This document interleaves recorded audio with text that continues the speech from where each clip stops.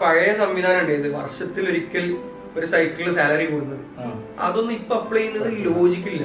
നമ്മള് പണ്ട് ആരുണ്ടാക്കിയ HR policy ഇപ്പോഴും ഫോളോ ചെയ്യണമെന്ന് പറഞ്ഞ് വാശി പിടിച്ചിട്ട് കാര്യമില്ല. അവർക്ക് ഇപ്പൊ വരുന്നു ഇപ്പൊ ഒരു സാലറി, 3 മാസം കഴിഞ്ഞിട്ട് അവർക്ക് തോന്നണം അവർക്ക് സാലറി കൂടണം. സാലറി കൂടണം 6 മാസം, ചിലപ്പോ 2 ആഴ്ച കഴിഞ്ഞാൽ അവർക്ക് തോന്നും. ഒരു മാസം സൈക്കിൾ വെയിറ്റ് ചെയ്യാം.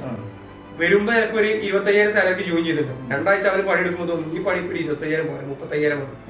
2 ആഴ്ച കഴിഞ്ഞ് സാലറി മാറേണ്ടി വരും. കാരണം അവർക്ക് അത് ജസ്റ്റിഫയബിളാ, നമുക്കാണ് അത് ജസ്റ്റിഫയബിൾ അല്ലാത്തത്. അതിന്റെ പ്രൊഡക്ടിവിറ്റിയിൽ മാറ്റം ഉണ്ടോ എന്നുള്ളത് നമ്മൾ അതിനെ എങ്ങനെ പെർസീവ് ചെയ്യുന്നു, നമ്മൾ അതിനെ എങ്ങനെ റിസീവ് ചെയ്യുന്നു എന്നുള്ള രീതിയിലാണ്. അതൊന്നും പറ്റില്ല. എന്നെ പണി വെപ്പിക്കുമെന്നാണെന്നുണ്ടെങ്കിൽ പ്രൊഡക്ടിവിറ്റി ഡിഫറെന്റ് ആയിരിക്കും. ഓക്കെ, അങ്ങനെയാണെങ്കിൽ അതെന്താ, എന്തുകൊണ്ടാണ് നീ അങ്ങനെ പറയാൻ കാരണം?